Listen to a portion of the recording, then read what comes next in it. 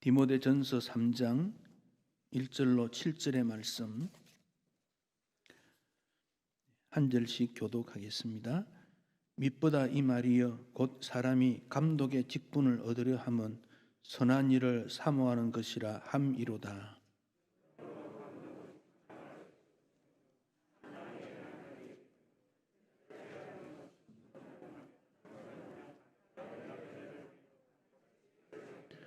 술을 즐기지 아니하며 구타하지 아니하며 오직 관용하며 다투지 아니하며 돈을 사랑하지 아니하며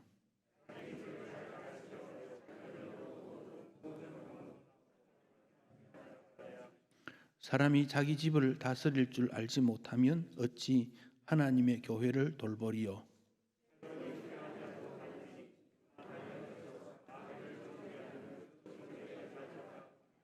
함께 읽습니다. 또한 외인에게서도 선한 증거를 얻은 자라야 할지니 비방과 마귀의 올무에 빠질까 염려하라. 아멘. 우리 예수님께서 십자가를 지시고 죽으셨지요. 그리고 부활하셨습니다. 그리고 40일을 더 계시다가 승천하셨어요. 예수님이 이 땅에 계실 때는 교회가 필요가 없어요. 예수님이 친히 하늘나라에서 이 땅에 내려오신 분인데 하늘나라의 모든 모습을 잘 보여주셨는데 교회가 뭐 필요하겠습니까? 필요가 없어요. 그런데 성천하시고 나니까 문제가 달라졌어요. 제자들은 예수님께서 내가 너희를 떠나간다 그랬을 때 근심했다 그랬어요. 어디로 가십니까? 내가 가서 너희들이 올 것을 예비해 놓을 테니까 걱정하지 마라. 아니 어디로 가야 된다는 말입니까? 내가 곧 길이요 진리요 생명이니 나로 말미암지 않고는 아버지께로 올 자가 없느니라. 제자들은 이게 무슨 말인지 잘 몰랐어요. 그런데 예수님이 십자가 지셨어요. 오직 고난을, 고통을, 슬픔과 아픔을, 인생의 모든 좌절과 실망을 짊어지고 십자가 지셨어요. 제자들은 낙심했어요. 뿔뿔이 흩어졌습니다. 두려웠습니다. 우리도 죽지 않을까. 그런데 부활하셨어요. 그리고는 제자들이 문을 닫고 두려워하는 곳에 나타나셔서 너희에게 평강을 주노라. 제자들은 이 어리둥절한 거예요. 우리는 그때의 모습을 성경을 통해 읽으면서 이해가 됩니다. 근데 그 당시 제자들은 이게 무슨 말인지 잘 모르는 거예요. 40일을 더 계시면서 하나님 나라 일을 말씀해 주셨다 그랬습니다. 그리고 성천의 때가 됩니다. 예수님이 성천하시는 그곳에 제자들이 갔습니다. 감람원이라는 곳에 갔습니다. 지금도 감람원에 가면 예수 성천 기념 교회가 있어요. 예수 성천 기념 교회. 거기 가면 동만한 돌이 하나 있어요. 거기서 예수님이 성천했대요. 사람들은 거기 올라서기를 원해요. 거기 반질반질하게 기름을 발라가지고 서로 올라가서 나도 그런 것을 해보는데 뭐 거기인지 아닌지는 모르지만은 예수님이 성천하셨어요. 그러면 제자들이 십자가 전의 모습으로 돌아가서 두려워하고 염려하고 걱정해야 되지 않겠습니까? 그런데 누가복음 24장에 보면 예수님 성천 이후에 큰 기쁨으로 예루살렘으로 돌아가서 늘 성전에서 하나님을 찬양했다. 그런 말씀이에요. 예수님 성천이 어떻게 기쁨이 되었느냐는 거예요. 그것은 예수님 성천 이후에 일어나는 것들을 예수님을 통해 들었고 믿었고 깨달았기 때문이지요. 그래서 사도신경에 우리가 고백할 때 우리 예수님이 성천했다 고백하지 않습니까? 개역교회 전통에는 예수님 성천 기념일이라는 걸 지켜요. 우리는 뭐 절기 따라 너무 건 하지 않습니다만은 예수님의 성천 그리고 베드로가 예수님 말씀대로 제자들과 함께 기도한 다음 오순절 성령께서 강림했어요. 그리고 많은 사람들이 모였을 때 베드로가 일어서서 이것은 사람이 아니고 성령께서 하시는 거다 설명하면서 제일 먼저 정리한 것이 가룟 유다에 가는 내용을 던집니다. 가룟 유다는 제 길로 갔다. 그러면서 시편 109편에 있는 말씀을 인용해요. 그의 직분을 타인이 취하게 하소서. 시편 109편을 저주시 그렇게 말해요. 어떻게 저주시가 있겠나? 그것은 구약에 있는 믿음의 선배들이 믿음 생활하는 일에 있어서 너무너무 괴로울 때 하나님 앞에 호소하는 기도입니다. 어떤 사람은 아니 예수 믿는 사람이 이웃 사랑해라 그랬는데 어떻게 그런 말 할 수 있느냐? 그것은 탄압, 박해, 고통, 신앙 때문에 어려움을 당해보지 않았기 때문에 그런 말 하는 것이고 그런 그 시인도 하나님 사랑을 실천하려고 했겠지요. 그러다가 자기 믿음까지 잃어버리는 지경에 임하니까 하나님 저렇게 예수 믿는 사람을 박해하는 자를 주님이 그대로 둬도 되겠습니까? 그래서 그 시편 109편을 보면요. 자녀가 고아가 되고 아내가 과부가 되고 재산이 없어지고 그런 내용들이 막 나와요. 참 두려운 말이에요. 베드로가 그것을 보면서 가룟 유다의 직분이 가룟 유다가 이행하지 못함으로 말미암아 다른 사람이 타인이 취하게 되었다는 말씀을 인용을 한 거예요. 그리고는 한 제자를 다시 보충을 하게 되어졌습니다. 그래서 12제자가 완성되고 예루살렘 교회가 세워지게 되고 오늘날 우리가 교회를 이루게 된 것입니다. 그래서 교회는 예수님을 머리로 하고 예수님의 다스림을 받는 것을 교회의 가장 중요한 원리로 봤습니다. 그래서 하나님 중심, 말씀 중심 그 점을 강조합니다. 그래서 건강한 교회는 숫자가 많으냐 적으냐 그것이 아니고 하나님의 말씀, 명령을 순종하는가 시행하는가 하나님 말씀을 신실하게 시행하지 않는가 그 점이 건강한 교회의 기준입니다. 예루살렘 교회가 부흥했지 않습니까? 얼마나 크게 부흥했는지 제자들이 하루 설교했더니 3,000명이 모였다 했습니다. 그다음 5,000명이 모였습니다. 사람 많이 모이는 것이 좋고 귀한 일이지만 그것이 목적은 아니다. 그 생각해야 돼요. 사람 많이 모이니까 분쟁이 생겼지요. 헌금해서 구제하는 일을 왜 한 팀은 잘 이루어지는데 한 팀은 잘 이루어지지 못하느냐 분쟁이 일어나지 않았습니까? 헬라파 유대인, 히브리파 유대인 두 부류로 나눠진 거 아닙니까? 오늘날도 교회 안에도 그래요. 분파가 많아요. 좌파, 우파, 오른쪽 편, 왼쪽 편. 미국 사회도 흑백, 어떤 교회는 남녀, 노소, 지역, 생각의 다름이 수많은 갈등들을 가지고 있습니다. 그럴 때 사도들이 이건 잘못된 거다. 어떻게 되느냐? 일꾼을 세우자. 일꾼을 세워서 해결하도록 하자. 그래서 집사 7 일꾼을 세운 거 아닙니까? 그 제도가 점점 확고되어서 오늘날에는 교회 안에 칼빈을 통해서 직원을 세우는데 목사, 장로, 집사 3직분을 세우게 됩니다. 이 직분은 직무가 무언가가 중요합니다. 직무, 하는 일이 뭔가 하는 겁니다. 하는 일은 하나님의 말씀이 신실하게 교회 안에서 왕성하게 이 땅에서 하나님 말씀을 높이는 것이 교회의 사명입니다. 그래서 목사는 말씀의 대언자, 선포자로 나타나고, 장로는 이 말씀의 선포가 어떻게 이루어져 가는지를 잘 살펴보고, 집사는 그 말씀을 시행하고 말씀 전파자를 보호하고, 이 기능들이 교회의 가장 귀한 기능입니다. 그래서 교회 안에 말씀이 신실하게 이루어지는 것, 이게 교회의 사명입니다. 하나님 말씀이 어떻게 선포되고 시행되고 그 말씀으로 성도들이 따라가고 말씀의 사람이 되는가, 그 점이 가장 중요한 일이 됩니다.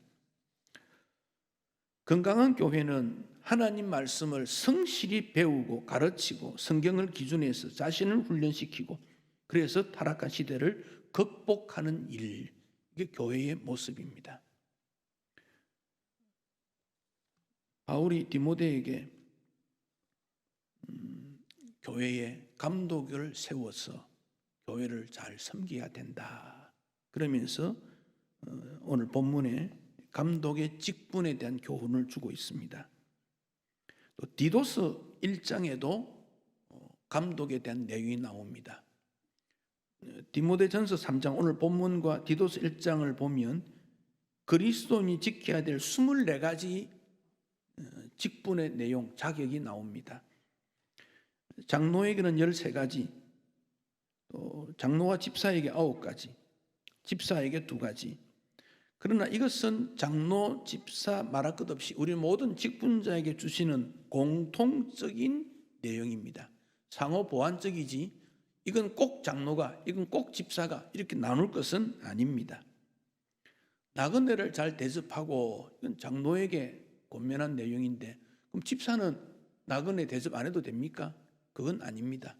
상호 보완적으로 직분의 일을 하도록 말씀하고 있습니다. 이 기준을 완벽하게 갖추지는 못하지만은, 그러나 우리가 이 직분을 성실히 이루기 위해서 직분이 되었음을 감사하고 순종하려는 태도가 되어져야 합니다.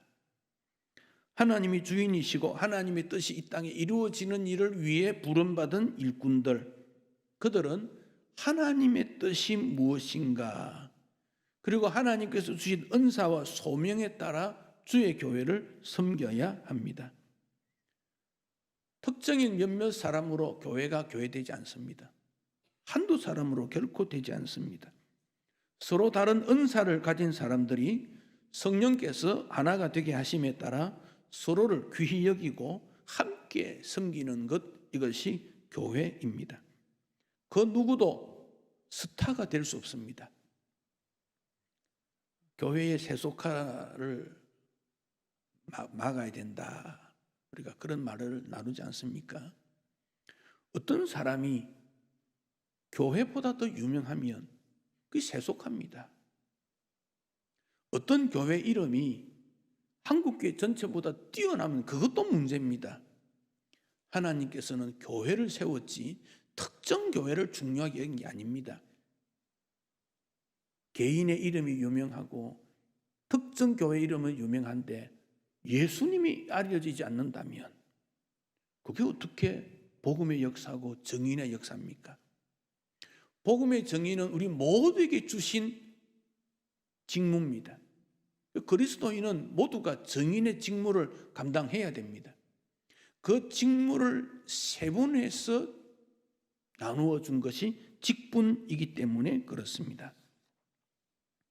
그러므로 충성된 지도자를 통해서 우리 교회도 하나님의 뜻이 이루어지기를 늘 우리가 기도하고, 직분자는 서로 보완이 되고 든든한 장로와 열심 있는 집사와 성실한 섬김이들을 통해서 하나님의 교회가 완성되게 되는 것입니다.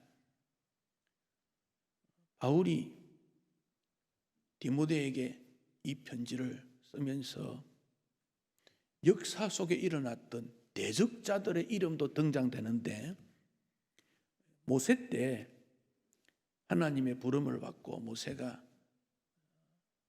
바로 왕 앞에 가서 내 백성을 보내라. 이들이 하나님 앞에 예배하는 일을 해야 하겠다. 그랬더니 바로가 여호와가 누구냐? 그렇게 말했습니다. 그때 하나님께서 모세에게 그 지팡이를 던져라. 그 지팡이를 던졌을 때 뱀이 되고, 뱀 꼬리를 잡았더니 다시 지팡이가 되는, 변화시키는 창조의 하나님을 보여주었지요. 그때 바로가 마술사를 불러와서 동일하게 그런 일을 했어요. 그 마술사 이름이 출애굽기에는 나오지 않는데 유대 전통으로 그 이름이 쭉 흘러내려왔어요. 디모데후서 3장 8절에 보면 얀네와 얀브레라는 이름이 나옵니다. 얀네와 얀브레, 이 두 사람은 모세를 대적했던 마술사 이름입니다.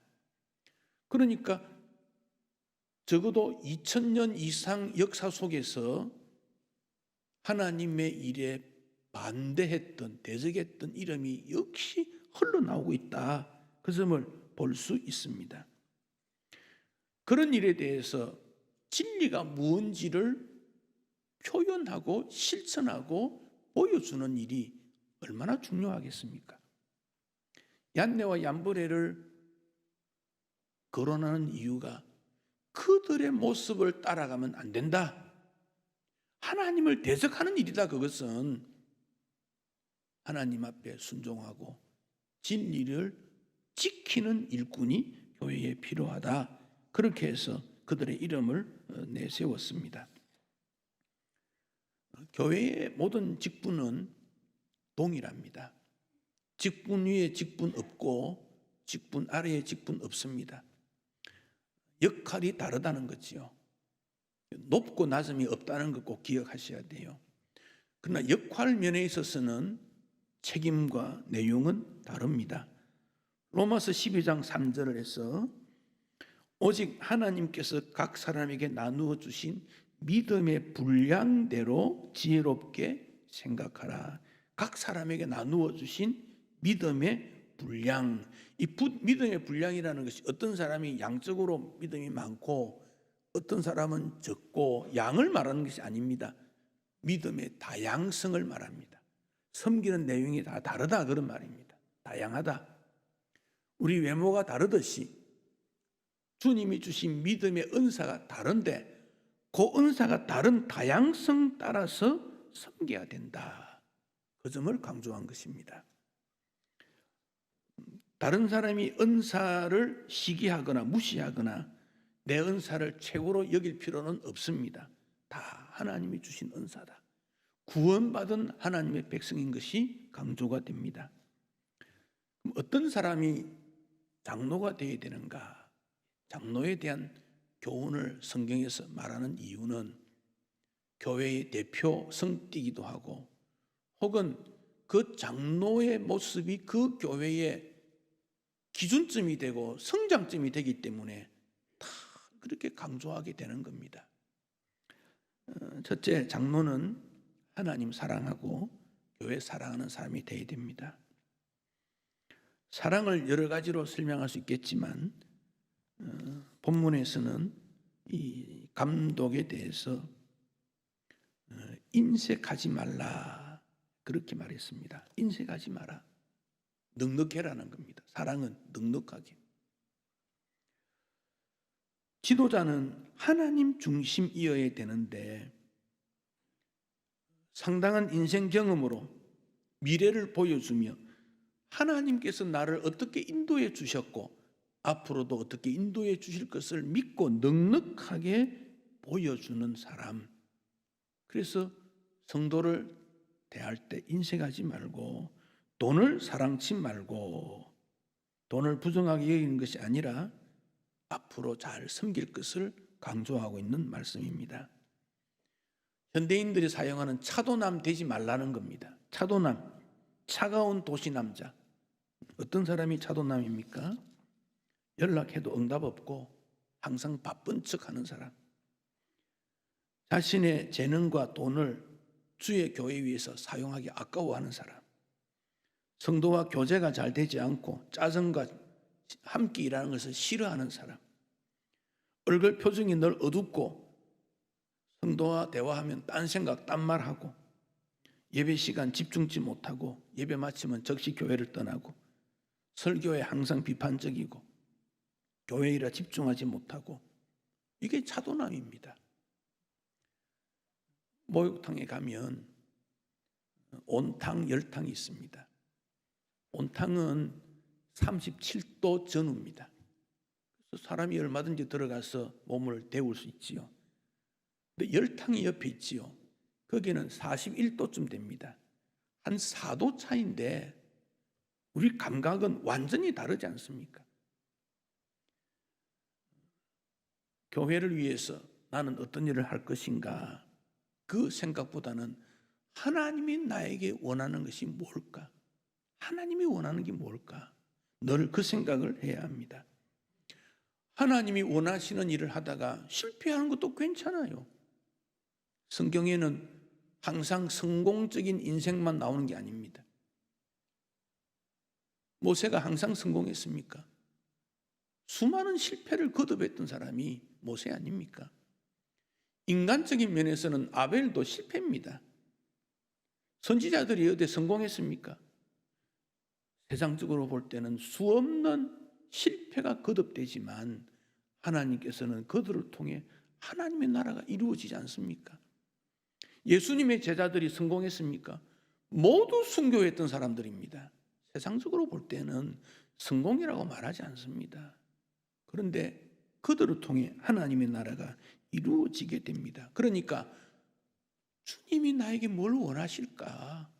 일 잘하고 능률이 높고 성공하고가 기준이 아니라 주 하나님이 나에게 원하시는 것이 뭐냐는 거예요. 주님이 뭘 원하시는가? 그 점을 생각해야 됩니다. 그러다 보면 자기를 부인하고 겸손한 모습으로 취해야 되지요. 그래서 오늘 1절에 선한 일을 사모하는 사람이어야 된다. 7절에도 선한 증거를 얻어야 된다. 선하다는 게 뭡니까? 아나니아 삽비라는 그 선하다는 것을 자기 명예로 생각합니다. 우리도 좀 인정받는 명예로운 자가 되어야 되지 않나. 그거 선한 일 아니었지 않습니까? 하나님께서 선하다고 여기는 것이 뭔가를 말씀하고 있는 겁니다. 투표를 합니다. 세상에서의 투표는 내 권리를 주장하는 거예요. 내가 너를 선택했다. 내가 너를 추천했다. 내가 너를 되게 했다. 그러니 그 사람이 잘못하면 다음에는 내 권한을 그 사람이 주지 않아요. 다른 사람이 줄 수 있어요. 내 생각을 표현하는 거라 그래. 투표를. 교회에서의 투표는 내 생각을 나타내고 주장하는 것이 아니고 하나님께서 원하시는 것이 맞는지 안 맞는지 확인하는 거예요. 선거라는 것이 다 되는 거 아니지 않습니까? 어떤 분이 되고 어떤 분이 안 될 수도 있어요. 근데 내가 투표를 한 그분이 안 됐어요. 그래도 기뻐할 수 있어야 돼요. 왜? 아하, 하나님의 뜻은 내 생각과 달랐다. 확인했으니 그거 기쁘게 여겨야 돼요.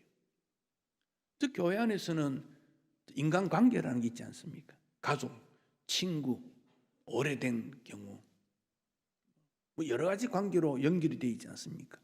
그러다 보니까 나는 저분이 좋다. 뭐 그래 할 수 있어요. 근데 뚜껑을 열어 개표를 해보니까 내 생각대로 안 되더라는 거예요. 그럴 때도 이것이 하나님의 뜻이구나 받아들이는 그가 믿음 있는 자지요. 그런데 결과를 보니까 내 생각과 다르고 내가 아니니까 나는 여기서 사람들로부터 인정받지 못하는 바 여기 있을 필요가 없어. 그렇게 생각한다면 문제가 있는 거예요. 성령께서 우리 마음에 계셔서 표현하게 해서 그 공동체에서 결정한 것을 받아들이는가. 이게 믿음이라는 겁니다. 회의를 했습니다. 토론을 막 했습니다. 근데 그 결과가 내 뜻대로 되지 않는 회의 결과가 있어요. 그 회의 왜 합니까? 내 생각보다 공동체로 결정된 생각이 더 높다, 전체를 포용한다, 주님의 뜻이 있다, 그래서 회의하는 거 아닙니까? 그런데 내 생각대로 결정이 안 됐다는 거예요. 내가 생각할 때는 이것이 옳은데 이 방법대로 가야 되는데 왜 안 되냐? 그렇게 해서 그 결정은 난 따르지 않겠어. 그러면 그건 회의할 필요가 없지요. 자기 생각대로 하면 되지. 회의는 몇몇 사람이 모여서 내 개인 생각보다는 주님께서 주시는 뜻을 합력해서 합의된 것은 내 생각보다 더 수준 높은 가치로운 하나님이 원하시는 거다. 그래서 회의하는 거지요. 투표나 회의가 세상에서 이루어지는 투표나 회의가 아니다. 하나님의 뜻을 알기 위한 거다. 하나님의 뜻을 분별하기 위한 거다. 그래서 기도하고 신중하게 판단하고 행동하게 되는 것입니다. 하나님의 뜻을 분별하기 위해서 바울은 고린도전서 4장에서 사람이 마땅히 우리를 그리스도의 일꾼이요 하나님의 비밀을 맡은 자로 여기라. 그리고 맡은 자에게 구할 것을 충성이라. 비밀을 맡은 자라는 것을 먼저 생각하고 그에게 충성이 요구되는 거지요. 충성이라고 해서 목적 없이 방향 없이 하는 것이 아니다. 하나님의 비밀을 맡은 거다. 그 점을 기억해야 됩니다. 특히 오늘 시대는 교회 밖에서 교회를 향한 개념들이 많이 달라지고 있습니다. 유럽 교회가 왕성했을 때 뭐 했습니까? 건물 크게 지었습니다. 유럽의 관광지는 다 교회입니다. 건물 크게 지었습니다. 힘이 있으니까 정복 전쟁에 나갔습니다. 십자군 전쟁했습니다. 노예 붙잡아서 팔았습니다. 아편 팔았습니다. 유럽 교회 어떻게 됩니까? 세속화되었지요. 즉 기독교가 아닌 교회가 되고 말한 거예요. 탈기독교. 그래서 유럽의 신학자들이 지도자들이 이건 잘못이라고 그렇게 외쳐도 돌아오지 않았습니다.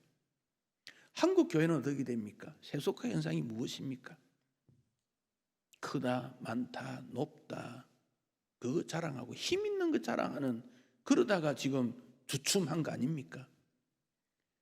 개인의 이름이나 교회 이름보다도 예수 이름이 높아야 되고 하나님의 영광이 높아야 되는 것이 복음 아닙니까? 복음 전파되는 것이 교회의 목표 아닙니까?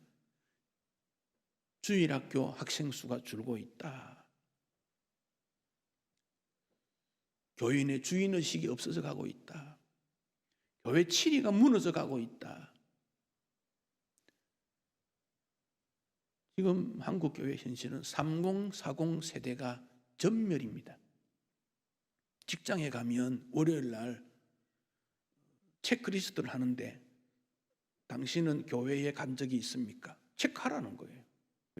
교회 갔다 그러면 하는 일이 사람들을 접촉하니까 당신은 좀 이래 제외시키고, 지금 직장에서 그렇게 하고 있어요. 그러니 교회 나오지를 못해요. 제도적으로 그렇습니다. 60대 이상의 어른들이 교회에 헌신해서 오늘의 한국 교회를 이루었는데 그 다음 세대 30, 40대가 지금 취약지구입니다. 30, 40대는 결국 중등부, 초등부의 부모들입니다. 거기에 약화되는 것은 뭐 자연적인 거지요. 인구 분포의 문제도 있고 사회적 문제도 있겠지만은 언제는 한국 사회에 문제가 없는 때가 있었습니까? 그런데 그 열정이 다 사라지고 말았습니다. 우리나라 다른 교단에 나온 통계인데 작년에 수만 명 모이는 교회에서 아주 적게 모이는 교회를 통평균 내니까 한 교회에 62명이었다 그래요. 근데 올해는 평균이 52명이래. 20%가 줄었대요. 평균이. 올 한 해 교회에 이루어지는 모든 일을 500명 이상 되는 교회는 뭐 한 20% 줄고 그 밑에는 30% 줄고 전부 줄었다는 얘기지 부흥했다는 말 들려오지 않아요. 줄었다는 원인이 무엇입니까? 사회 현상 때문입니까? 그것도 있겠지요. 그러나 그것을 극복하는 것이 믿음인데 우리의 믿음이 약화되었기 때문 아닐까요? 장로의 직이 여러 가지 나옵니다. 그중에 우리 헌법에 보면 가장 중요한 직은 뭔가 목사와 협력하여 치리하는 일을 한다. 그게 장로의 직입니다. 그러니까 어떤 사람이 목사가 되어야 되느냐, 장로가 되어야 되느냐, 목사와 협력하는 사람 되어야 돼요. 그리고 치리가 뭡니까? 성도들을 영적으로 지도하고 교훈하고 책망하고 다스리는 일이 장로의 직무예요. 오늘 성도들이 그 치리 받습니까? 안 받습니다. 장로도 문제고 성도도 문제입니다. 그러나 주님이 원하시는 건강한 교회로 회복하기 위해 여전히 우리는 발버둥 쳐야 되고 노력해야 되고 그 일을 해야 되는 시기에 와 있습니다. 오늘 본문에는 장로의 인격에 대해서 15가지를 말하고 있습니다. 책망할 조건이 없어야 된다. 한 아내의 남편이 되어야 한다. 절제해야 된다. 근신해야 된다. 아담해야 된다. 나그네를 잘 대접해야 된다. 가르치기를 잘 해야 된다. 술을 즐기지 않아야 된다. 구타하지 않아야 된다. 관용해야 된다. 다투지 않아야 된다. 돈을 사랑하지 않아야 된다. 자기 집을 잘 다스려야 된다. 새로 입교한 자도 하면 안 된다. 외부 사람으로부터 선한 증거를 얻어야 된다. 하나님을 기쁘시게 하고 교회의 유익이 되고 세상 사람들에게 복음의 증인이 되는 것, 그가 장로라는 것을 알게 됩니다. 사람은 시작보다 끝이 더 좋아야 됩니다. 일반 일도 마찬가지입니다. 믿음 생애도 마찬가지입니다. 첫 번째 단추가 잘 끼워지지 않으면 마지막 단추는 끼울 수가 없다. 나폴레옹이 모스크바 공격을 하는데 마지막 5분을 이겨내지 못했다. 끝까지 가지 못했다는 것이지요. 교회의 사명은 복음 전파입니다. 세상은 교회를 사랑하고 복음을 이해하는 지도자를 요구합니다. 우리 교회의 모든 분들이 그런 지도력을 가지고 또 그런 지도자를 세워서 하나님의 뜻을 찾는 일에 우리 모두가 힘써야 하겠습니다. 또 세운 장로를 격려하고 그 가르침을 받는 것도 성도는 중요한 의무가 있습니다. 지도자의 가르침을 거부하는 것은 성도의 바른 모습이 아닙니다. 하나님께서 교회를 세우시고 이 땅에 복주는 통로로 만드셨습니다. 그 가운데 지도자를 세우는 일은 매우 중요합니다. 좋은 장로를 세우고 좋은 장로가 되도록 기도해야 되고 그 가르침을 잘 받는 성도가 되어서 건강하고 하나님 기뻐하시는 교회를 세우는 일에 우리 모두가 충성하고 순종하고 따르는 복된 주의 교회 되시기를 축복합니다.